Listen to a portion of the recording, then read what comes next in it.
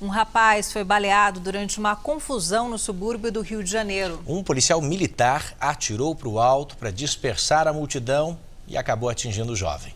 Já era madrugada. Na saída do Pagode, em Anchieta, na Zona Norte, começa a confusão. A polícia militar é acionada para socorrer um jovem que passa mal. A obrigação de vocês é socorrer!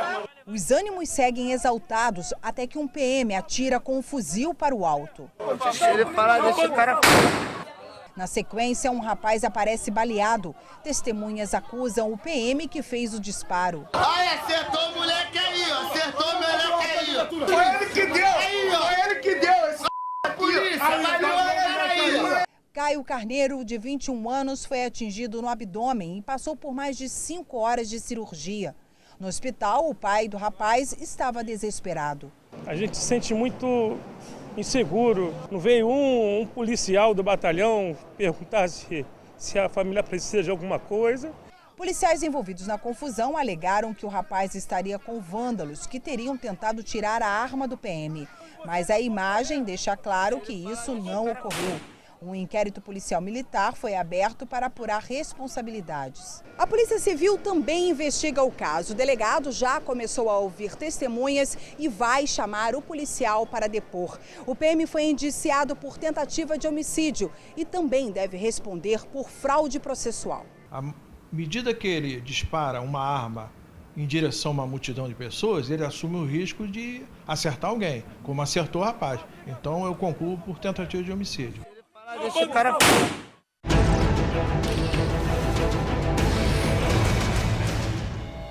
Em Divinópolis, Minas Gerais, um carro faz uma conversão à esquerda sem parar onde está indicado.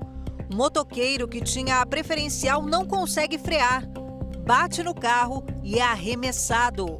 O homem está internado e o hospital não informou o estado de saúde da vítima. Em Santa Rita de Cássia, no sudoeste da Bahia, uma família teve que enfrentar a correnteza para enterrar um idoso de 91 anos. A rodovia cedeu com as fortes chuvas que afetam a região. E o grupo não teve alternativa senão passar com um caixão pelo meio da água para chegar ao cemitério. Em mais um capítulo da crise financeira no Rio de Janeiro, o governador Luiz Fernando Pezão determinou o fim das internações nas unidades de pronto atendimento. E uma fundação dedicada à recuperação de jovens infratores corre o risco de fechar. Aos 16 anos, o filho mais novo desta mulher tentou roubar. Fiquei muito arrasada, sem saber como agir, o que fazer. Orientada pelo Conselho Tutelar, a mãe buscou ajuda na Fundação para a Infância e Adolescência, que recuperou o garoto. A entidade atende jovens em situação de risco e tenta recolocá-los no mercado de trabalho por meio de parcerias. Mas um projeto de lei do governador Luiz Fernando Pezão quer acabar com esse serviço social com a intenção de reduzir gastos públicos. Tem muitos jovens precisando de ajuda sim, e eu sei que se isso aqui fechar, infelizmente, a gente não sabe o que vai ser. A FIA também atua na localização de desaparecidos. Acabam os serviços sociais da FIA, nós estamos entregando essas crianças nos braços do tráfico de drogas e de tudo que é mazela que tem na sociedade. A lei ainda será votada na Assembleia Legislativa.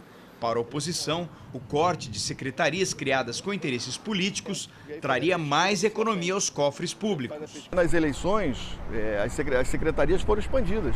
Outras pastas também, você pode fazer o enxugamento devido e, com isso, mostrar claramente que quer reduzir custos. Além da extinção de 6 fundações e uma autarquia, os cortes vão atingir a área que mais vem sofrendo com a crise financeira do Estado, a saúde. Agora, o governador anunciou que as internações estão proibidas nas unidades de pronto atendimento. Além das UPAs, o Hospital Universitário Pedro Ernesto também não está recebendo novos pacientes. Na porta da unidade, os protestos dos terceirizados sem pagamento são diários, enquanto a sujeira se amontoa. O governador estuda uma forma de a Secretaria de Saúde fazer a gestão da parte administrativa do Pedro Ernesto. Com a racionalização que a gente vai fazer de custos na saúde, eu quero fazer uma parceria para ajudar o Pedro Ernesto a sair dessa crise. A polícia ainda investiga na unidade o sumiço de 2 aparelhos usados para diagnosticar doenças como câncer. O furto aconteceu durante a madrugada, quando Luciana chorava de fraqueza. A cabeleireira vai receber um rim do irmão, mas o transplante do órgão depende de um exame. Eles falaram que, por enquanto, não tem previsão, que a máquina está quebrada. Foi absolvido hoje num júri popular o homem que era acusado de incentivar a mulher dele a tirar a própria vida. O Jornal da Record mostrou esse caso inédito para a justiça brasileira em novembro do ano passado. Daniele Queiroz morreu após pular do 5º andar do apartamento em São Paulo. Logo no começo do interrogatório, o promotor avisa que o júri é inédito. Não há registro recente na justiça brasileira de um réu nesta condição levado a júri popular. Eu nunca fiz um júri de instigação das pessoas. Durante o interrogatório, Leandro Lopes de Queiroz negou ter incentivado a mulher a tirar a própria vida. Há 4 anos, Daniele Aparecida Queiroz pulou da janela do 5º andar do apartamento em que vivia com o marido e os 2 filhos pequenos em São Paulo. Testemunhas afirmam que os dois eram usuários de drogas e mantinham uma relação violenta. No dia da morte, o casal teve mais uma discussão. A mãe da vítima conta que Leandro instigou a mulher a pular. Leandro, vem que Daniele vai pular. Ele falou, eu não tenho coragem de pular, não. E ele falava isso para ela ouvir? Falava para ela ouvir. Mas a tese da promotoria foi derrubada pelos jurados. Depois de 6 horas de julgamento, o réu foi absolvido. Para a defesa, faltaram provas capazes de incriminar Leandro. Os fatos aconteceram dentro de um clima muito difícil de chegar a uma conclusão.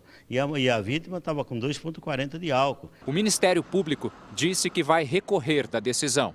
E que no novo julgamento os jurados decidam de acordo com a prova que está produzida. Nesse caso, talvez, eles sensibilizaram um pouco com o réu, o advogado trabalhou também bem a prova, mas júri é assim, é uma caixinha de surpresa. Pela primeira vez em 20 anos, o estado de São Paulo registrou uma taxa de homicídios menor do que 10 mortes para cada 100 mil habitantes. Apesar dessa melhora nos números, nas ruas a sensação é diferente. A sensação de insegurança é a mesma de sempre. A violência é muito grande. A gente fica triste, mas fica insegura mesmo. Apesar desse medo, a Secretaria de Segurança de São Paulo divulgou hoje uma redução nos índices de criminalidade. Então, desde de 2001, quando nós tínhamos 12.475 ocorrências de homicídio, agora, em 2015, como eu disse, pela primeira vez, o número de ocorrências abaixo de 4.000. O número de vítimas de assassinato caiu 12,49%. O que também reduziu a taxa anual de 10,06% para 8,73%, menos de 10 mortes para cada 100 mil habitantes. Segundo os dados, é a primeira vez que São Paulo atinge esse índice desde 1996. De acordo com o Fórum Brasileiro de Segurança Pública, no Brasil, a taxa era de 26,3 vítimas para cada 100 mil pessoas em 2014. O levantamento apontou redução em 11 crimes, entre eles furto e latrocínio, roubo seguido de morte. Há quem prefira manter os pés no chão e acreditar só no que vê, apesar do relatório, que apresenta uma queda na criminalidade, como não acontece há 13 anos. Muita gente que vive o dia a dia na maior cidade do país discorda do levantamento, principalmente quem passou perto do aeroporto de Congonhas durante a madrugada. Uma pessoa morreu e 2 ficaram feridas numa perseguição a um carro roubado próximo ao aeroporto. Houve tiroteio e o veículo dos assaltantes bateu em outros 2 carros. Ricardo é dono de um deles, ele estava com a mulher e o filho e levou um susto. Começou uma troca de tiro, eu com a minha família, eu pedi para eles se abaixarem, né? Esse especialista em segurança analisou o levantamento e diz que ainda não dá para comemorar. Nós precisamos realmente da efetiva proteção.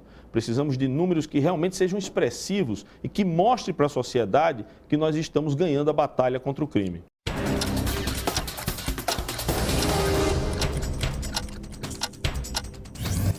Uma embarcação com 3 pescadores naufragou no litoral de São Paulo. Todos foram socorridos, mas um deles sofreu uma parada cardíaca e está internado em estado grave. As fortes ondas podem ter provocado o acidente. Em Porto Alegre, centenas de peixes apareceram mortos no córrego do Dilúvio. Segundo a Secretaria de Meio Ambiente, a mortandade pode ter sido provocada pelo despejo do esgoto. Ainda na capital gaúcha, confusão durante uma visita do deputado Jair Bolsonaro à Assembleia Legislativa. Na chegada, um grupo de ativistas jogou purpurina cor-de-rosa sobre ele. Depois, houve confronto entre apoiadores do deputado e integrantes do movimento LGBT. Você vai ver a seguir: dólar alto derruba gastos dos brasileiros no exterior. Susto depois da chuva. Em Minas Gerais, as paredes de uma casa velha desabaram em cima de um homem.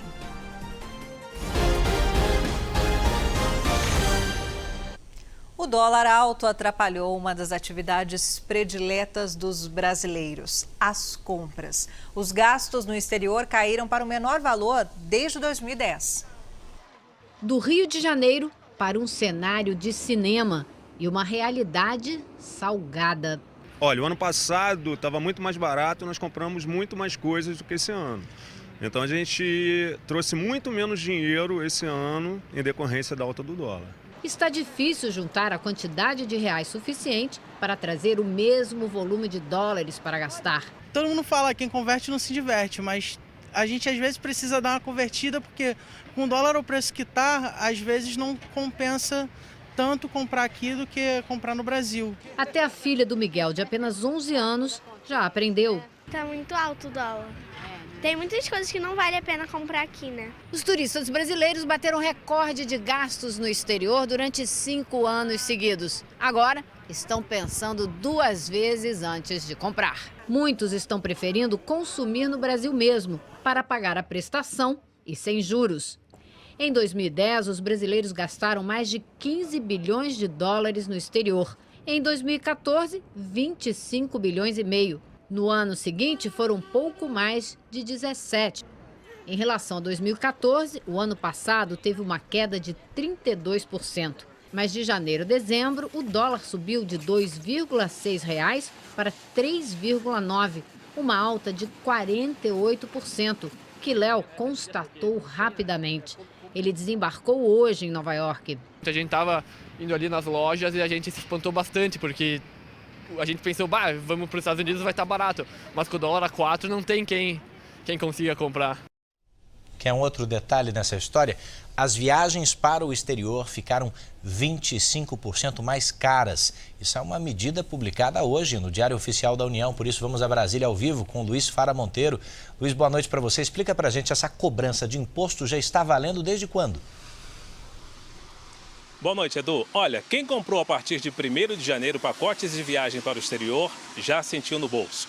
A alíquota que era 0 subiu para 25%, taxa que incide apenas para alguns serviços, como serviço terrestre para passageiro ou hotel e deslocamento. Essa mudança provocou insatisfação do setor de turismo, que defendia uma alíquota de 6%.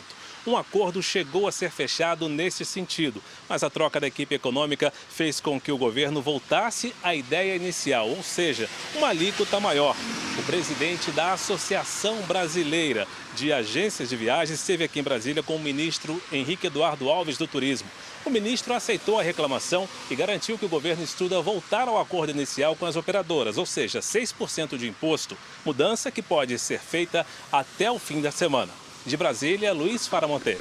Obrigada, Luiz, pelas informações. E na França, taxistas convocaram uma greve nacional que paralisou o trânsito em várias cidades do país. Eles reclamam das condições de trabalho e da concorrência desleal dos aplicativos de carona paga. Em Paris, os taxistas bloquearam uma das principais vias da cidade. Eles queimaram pneus e a tropa de choque teve que intervir. Professores e controladores de voo também cruzaram os braços hoje no país. A presidente Dilma Rousseff desembarcou agora há pouco em Quito, no Equador. Ela está sendo recebida neste momento pelo presidente Rafael Correa. Amanhã, Dilma participa da 4ª cúpula da CELAC, Comunidade de Estados Latino-Americanos e Caribenhos, como informaram os enviados especiais a Quito, Cristina Lemas e Daniton Lima. Chanceleres das 33 nações da CELAC passaram as últimas 48 horas tentando chegar a acordos sobre temas cruciais para a região, como, por exemplo, que mecanismos adotar para erradicar a pobreza extrema, que obras priorizar para promover a integração regional, Um tema paralelo preocupa a quarta cúpula da CELAC: a crescente hostilidade entre Maurício Macri, da Argentina, e Nicolás Maduro, da Venezuela. Macri faz críticas à repressão política do regime de Maduro, que, por sua vez, chega para o confronto. O argentino não virá a Quito, mas enviará a vice com carta branca para reagir. Reservadamente, diplomatas admitem que pode partir do presidente do Equador, Rafael Correa, um esforço para acalmar Nicolás Maduro e evitar que a CELAC se transforme em palco de mais um lance da briga entre Argentina e Venezuela. Afinal, há problemas gravíssimos a tratar, que vão desde o avanço do Zika vírus até a crise econômica que afeta a maioria dos países do grupo. Só o Equador perdeu mais de 7 bilhões de dólares nos últimos 6 meses com a queda do preço do petróleo. A presidente Dilma, que desembarcou esta tarde em Quito, ouvirá do colega Rafael Correa propostas para ampliar exportações ao Brasil, que vão desde a banana gourmet a camarões de criadouro, sob o argumento de que não concorrem com os produtos brasileiros. Brasil e Equador têm uma relação muito próxima, muito solidária, e nós precisamos da cooperação regional e entre os nossos dois países para sempre melhorar as condições de vida de nossos povos. Agora à noite, após reuniões reservadas, a presidente janta no Palácio Carandolé, ao lado de Correa. A direção do PT se reuniu nesta terça-feira em Brasília para discutir a crise política e propor soluções para a retomada do crescimento. O processo de impeachment da presidente Dilma, o afastamento de Eduardo Cunha da presidência da Câmara e mudanças na política econômica foram os temas da reunião da executiva do partido. O PT vai exigir ainda que candidatos nas eleições municipais declarem conhecimento à legislação para evitar irregularidades em doações de campanha. O presidente Rui Falcão está otimista quanto à reunião do Conselho de Desenvolvimento Econômico e Social na quinta-feira. Eu acho que tem boas perspectivas de aprovação. Inclusive, há uma proposta de que a própria presidenta Dilma vá ao Congresso Nacional levar as propostas. O líder do governo na Câmara não esperou nem o fim do recesso para defender as matérias que, segundo o Planalto, priorizam a volta do crescimento. Entre elas, o retorno da cobrança da CPMF, com divisão de arrecadação entre União, estados e municípios. A CPMF naquilo que a gente já está pactuando com as três entidades, que é vincular a Seguridade Social e a Saúde, obrigatoriamente, e dividir entre os três entes federados. Antes de embarcar para o Equador, a presidente Dilma Rousseff foi informada que a Justiça deu 5 dias de prazo para que ela preste depoimento no processo da Operação Zelotes, que investiga uma suposta negociação de medidas provisórias com benefícios fiscais ao setor automotivo. Dilma foi citada como testemunha de defesa de um dos acusados de participar do esquema, que nega o crime. A presidente vai se manifestar por escrito. Uma casa velha caiu sobre um homem em Minas Gerais, onde chove sem parar há 2 semanas. Segundo a Defesa Civil de Minas Gerais, 1.600 pessoas já ficaram desalojadas em 2016. Quase 700 desabrigadas. 37 municípios foram afetados pelas chuvas. 3 estão em calamidade pública e 5 em situação de emergência. Um deles é Dom Cavate, no leste do estado, que foi atingido por uma chuva forte nesta terça-feira. É mais ou menos uma hora e meia de água. Deu bastante estrago e a gente ficou com muito medo também, né? No município de Galiléia, paredes de uma casa velha caíram sobre um homem depois de um temporal. Esse vídeo, gravado com telefone celular, mostra Adilson entrando no que sobrou do imóvel e sendo soterrado pelos escombros. Meu Deus do céu, onde ficou, rapaz? Coisa rápida, coisa que a gente menos espera. A casa que existia aqui no terreno era uma das mais antigas da cidade. Havia sido construída há mais de 50 anos, por isso a estrutura já estava comprometida e os donos tinham decidido derrubá-la. Só não imaginavam que a última parede fosse causar um susto tão grande. Depois do susto, e bem, o Adilson brinca com a situação. Um colega meu falou comigo que uma das minhas vidas já foi embora. Agora só tem mais 6 só.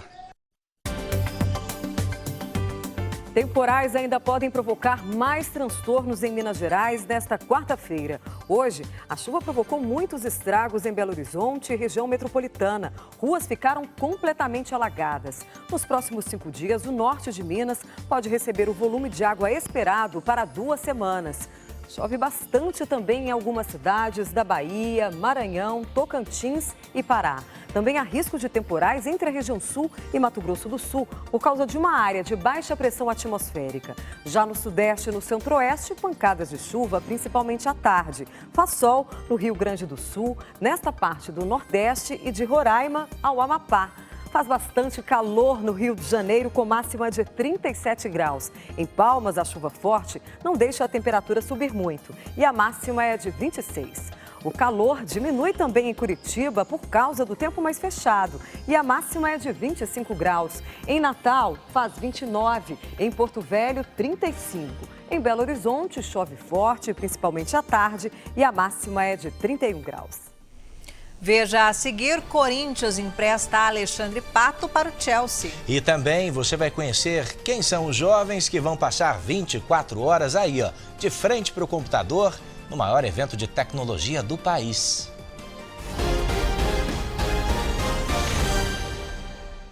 A Dinamarca aprovou a polêmica lei que dá direito ao país de confiscar os bens de refugiados. A proposta passou com facilidade no parlamento. As autoridades poderão revistar malas e se apoderar de objetos que tenham valor superior a R$ 5.900.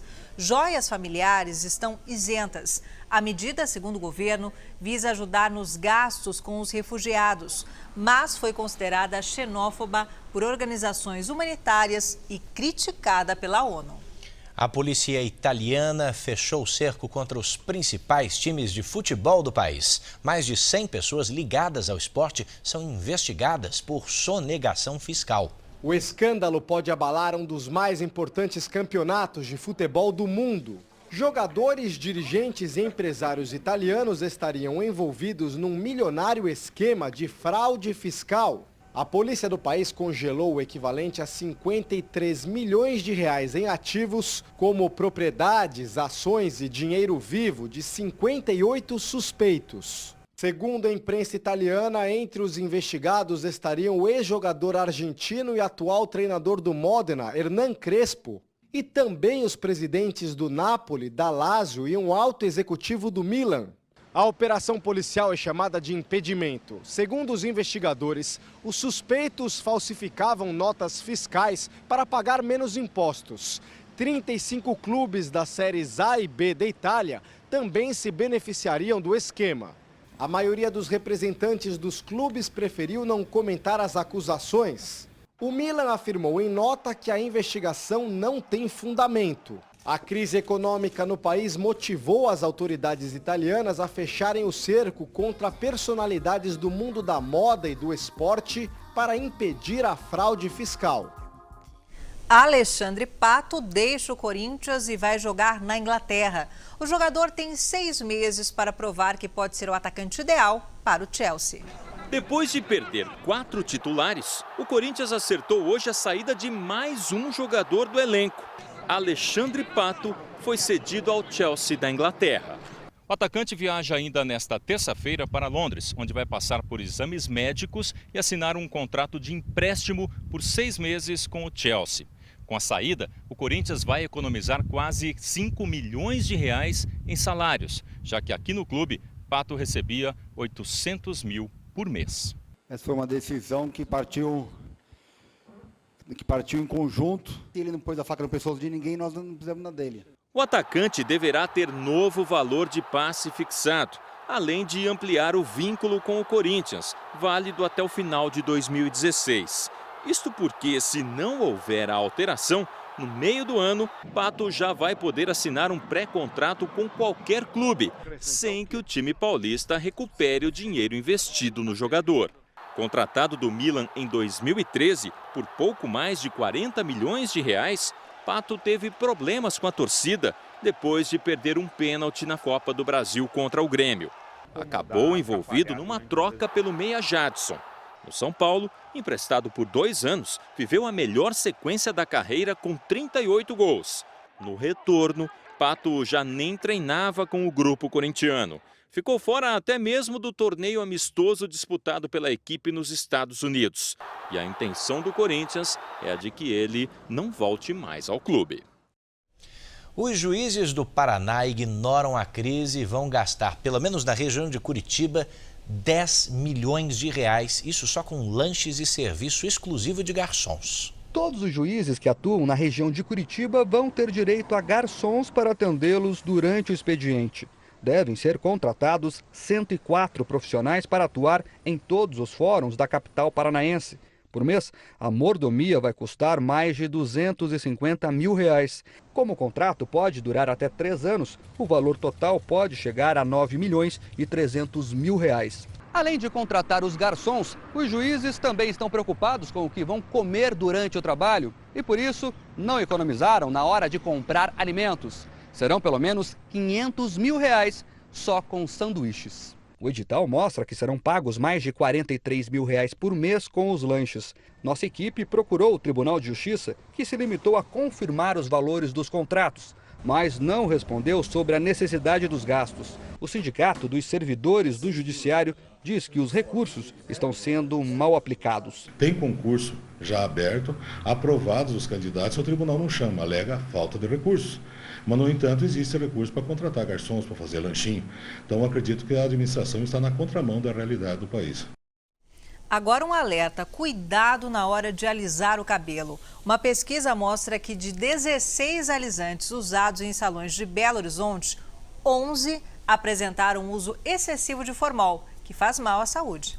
Essa mulher queria clarear e alisar o cabelo, mas quase ficou careca depois dos procedimentos no salão. Eu perdi a minha autoestima, eu não consegui mais resolver os problemas que eu resolvia, porque eu não tinha cabelo, eu não tinha rosto, eu não tinha aparência. Ela registrou o boletim de ocorrência e entrou na justiça. Parou de trabalhar e faz tratamento contra a depressão. Eu entrei em depressão profunda, hoje eu faço tratamento psiquiátrico, hoje eu faço tratamento com psicólogo. Queda de cabelo é apenas uma das reações adversas que uma pessoa pode sofrer com o uso errado do formol. Nos alisantes de cabelo, a vigilância sanitária proíbe concentração acima de 0,2%. Se a pessoa aplica um produto fora desses padrões, os riscos para a saúde são muitos. Vão desde uma simples irritação na pele até um câncer. Uma pesquisa da FUNED, Fundação Ezequiel Dias, analisou 16 amostras de produtos recolhidos em salões de beleza. 11 tinham teor de formol muito acima do permitido. Em alguns casos, chegou a 7%. A vigilância sanitária faz um processo de investigação. Ela vai tanto ao estabelecimento comercial quanto ao fabricante, fazendo uma inspeção e uma investigação para tentar identificar onde ocorreu a adulteração. O uso de células-tronco no tratamento de animais tem surpreendido especialistas em Porto Alegre. Mais de 20 animais já foram curados. Quem vê este puro sangue inglês com jeito de campeão, não imagina que há 2 anos ele quase deixou as provas de hipismo. Foi no meio de uma prova que ele estava fazendo e daí a gente solta esses obstáculos e no meio desses obstáculos ele pegou e bateu. O diagnóstico do veterinário foi quase uma sentença. Barak tinha tendinite aguda e rompimento parcial de um dos tendões. O cavalo não poderia mais participar de competições. Gelo e anti-inflamatório injetável. Esse tratamento não surtiu o resultado esperado. O Barak só começou a melhorar após o início de um tratamento feito com células-tronco. Essa empresa, que atende clínicas veterinárias, tem um banco com centenas de amostras de animais de diversas espécies. As células são coletadas da medula óssea e de camadas de gordura. Isoladas e expandidas em laboratório, tratam lesões em articulações, ossos e ligamentos. Esses mais de 20 mil animais tratados no mundo todo mostram uma percentagem de cura que varia de 70% a 80% ou até 90% dos casos. A aplicação de injeções de células-tronco deram vida nova para Barak. 6 meses após o início do tratamento, ele voltou a competir e a trazer troféus para casa. É um campeão, ele se recuperou muito bem. O governo anunciou novas regras para quem quer concorrer a uma das mais de 200 mil vagas de financiamento estudantil esse ano. Serão mais de 250 mil vagas no primeiro semestre, 47% nas 3 regiões mais pobres do país. 41% no Sudeste e 12% na região Sul. Para aderir ao financiamento, o estudante não pode ter zerado na redação do Enem e precisa ter nota igual ou superior a 450 pontos. A má notícia é que os juros quase dobraram, mas o prazo para quitar a dívida, pelo menos, ficou maior. Passou de 20 meses para o equivalente a 3 vezes a duração do curso. Novidade que deve ajudar Marisa. Ela estuda enfermagem, tem renda familiar menor que R$ 2.200 por mês e paga R$ 800 só de mensalidade. Como o dinheiro está curto, vai tentar entrar no programa do governo para financiar parte desse valor. Não tenho salário fixo nem carteira assinada. Tenho medo de não conseguir pagar e ter que trancar a faculdade. Outras mudanças também foram anunciadas pelo MEC. As vagas se concentram agora nos cursos com notas 4 e 5 no sistema de avaliação do ensino superior e nas áreas de engenharia, educação e saúde. A ideia é que estudantes de baixa renda tenham acesso às melhores e mais disputadas universidades particulares, quase sempre as mais caras do país. Fizemos uma inflexão muito importante. As bolsas do FIES vão para os melhores cursos e para as áreas prioritárias para o desenvolvimento do país. 24 horas para pensar, conhecer e viver a tecnologia, da hora em que acordar até a hora de dormir. Essa é a maratona do pessoal da Campus Party, o maior evento do gênero na América Latina. O travesseiro veio junto, mas a ideia é ficar de olhos bem abertos. Para aprender mesmo, novas experiências, novos conhecimentos. Eles são os campuseiros, nome já tradicional de quem participa da Campus Party. Vem do país inteiro. Estão chegando de onde? São Luís, do Maranhão. Gente fascinada por tecnologia. Olha a expectativa ali na grade, antes da abertura. Parecia show de rock. É ansiedade para poder ver logo as coisas, entrar em contato com o pessoal, pegar a conexão. Para se conectar logo, eles escolhem um lugar nessas mesas. O espaço é chamado de arena, com internet rápida disponível para usar o tempo todo. É o que eles mais gostam. Me explica esse monitorzão que você está carregando aí. Isso aqui a gente está trazendo para poder jogar alguns jogos, poder visualizar melhor os programas. Vieram de mudança, é? Tem que trazer tudo, né? Todo equipamento da caravana. Como é que é? Todo equipamento do pessoal da caravana. Quanta caravana tá aí, então? Quantas pessoas? Tem umas 41. E pode chamá-los de nerd, sim. Ser nerd é ser inteligente, então hoje em dia a galera valoriza bastante isso. Estudantes e profissionais de áreas como engenharia e ciência da computação vieram mostrar seus projetos, ver palestras e trocar informações. Muitas pessoas trazem coisas inovadoras que ainda são projetos pequenos, que têm potencial, mas que ainda não foi muito trabalhado, né? A maioria dos campuseiros não deve arredar pé aqui do evento nem um minuto. E nem precisa. No próprio pavilhão foi montado um grande acampamento. São 6.500 lugares nas barracas, para aqueles momentos em que a turma resolver descansar um pouco. Tem coisa de manhã, de tarde, de noite, de madrugada, então... Ou seja, é parar quando não aguentar mais, então. Sim, quando acabar a energia. Carregou a pilha? Aí já tá pronto para usar de novo. Quem quer chegar logo ao futuro, não tem mesmo tempo a perder. O Jornal da Record termina aqui. Para rever as reportagens dessa edição, você acessa o R7 Play. Fique agora com o Troca de Família, que hoje vai mostrar a difícil tarefa de lidar com as diferenças. Numa casa, tradição e conforto, e na outra, a atmosfera hippie. Uma boa noite para você. Boa noite e até amanhã.